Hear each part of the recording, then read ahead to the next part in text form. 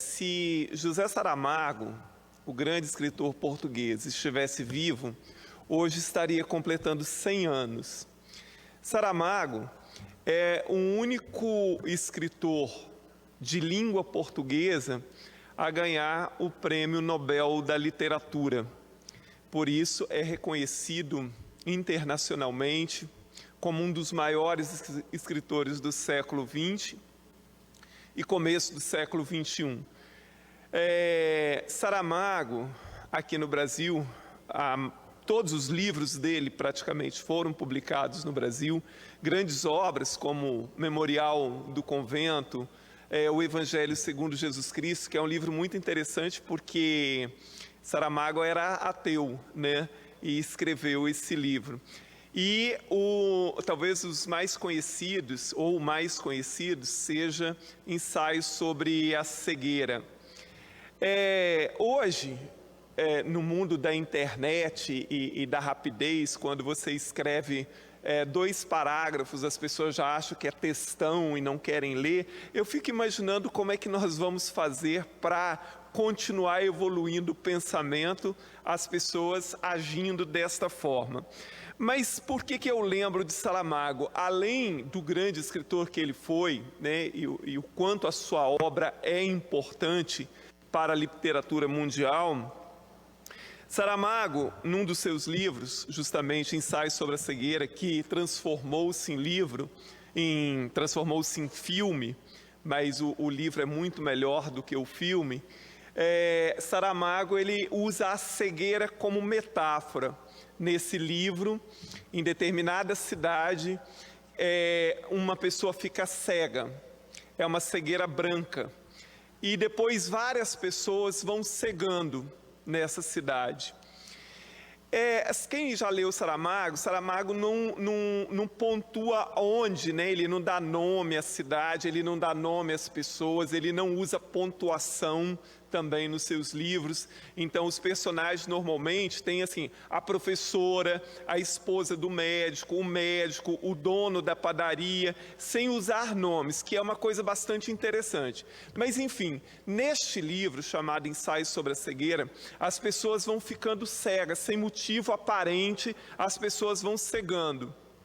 E aí ele faz toda uma abordagem, é óbvio que o livro necessita, né, de uma interpretação, de como nós, enquanto sociedade, nos tornamos cegos aos problemas, em relação ao nosso egoísmo, à nossa indiferença ao sofrimento do outro, ao nosso orgulho, à ganância, à exploração do outro. É muito interessante esse livro chamado Ensaios sobre a Cegueira. Na sequência, ele escreveu um livro chamado Ensaios sobre a Lucidez. E alguns personagens do primeiro livro entram no segundo. Ensaios sobre a Lucidez é bastante interessante que ele narra a situação de uma eleição, onde havia 3 partidos. O partido de esquerda, o partido de direita e o partido de centro.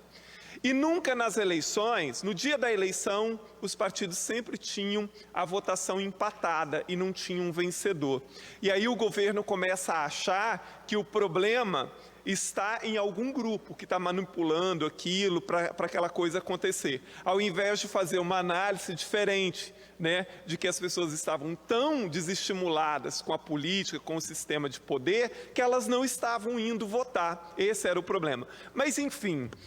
Por que eu estou lembrando, além da homenagem ao grande Saramago, um dos meus escritores preferidos, nós vivemos uma espécie de cegueira no Brasil também, de todos os tipos, para além daquelas em que o Saramago usa no seu livro, né, a cegueira da injustiça, a cegueira da indiferença, da ganância, enfim, a cegueira ideológica que nós vivemos no Brasil, onde as pessoas usam um filtro, ou uma parte das pessoas usa um filtro ideológico para enxergar determinada realidade. Com todo respeito às pessoas que nós vivemos numa democracia, doutor Hércules, e a gente pode se manifestar sim em relação a qualquer coisa, pleitear direitos, pleitear melhorias, etc., Mas é sem sentido você imaginar que nós terminamos uma eleição reconhecidamente limpa, uma eleição transparente, um sistema eleitoral que funciona, reconhecido internacionalmente, as coisas estão evoluindo, está havendo a transição de governo e tal, e as pessoas continuam com essa questão de estar na frente dos quartéis, pedindo interferência. Nem os militares querem isso, nem os militares querem isso. Eu até concordaria se houvesse ali algum mecanismo legal. Olha, nós estamos protestando porque legalmente está na Constituição que pode haver uma interferência, ou houve um problema comprovado e nós estamos... Não é uma coisa completamente sem sentido.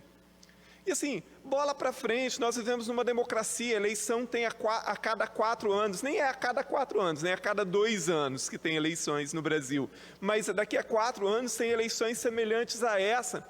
Então organize os seus partidos, organize os seus candidatos, organize as suas propostas, que vem aí a próxima eleição. E aí, dentro da legitimidade, da constitucionalidade, eleja os seus candidatos. Não dá para a gente ficar vendo essas coisas e concordar com isso e achar que isso é normal, que isso é natural, que isso é da democracia, porque não é. Não é. É da democracia quando você tem uma justificativa constitucional, legal, para estar pleiteando uma coisa que faça sentido. Agora, quando você fica ali, nem os militares eles estão dando as costas para isso, porque tipo assim, porque não tem cabimento mesmo. Porque não tem por onde se apegar legalmente, constitucionalmente, a esses movimentos. Então, assim, gente, bola para frente, a vida continua, segue o baile, até a próxima eleição, se organize seus partidos, seus candidatos, suas propostas, e na próxima eleição, vamos de novo. É isso, é assim que funciona uma democracia, é assim que funciona uma república. Muito obrigado, doutor Hércules.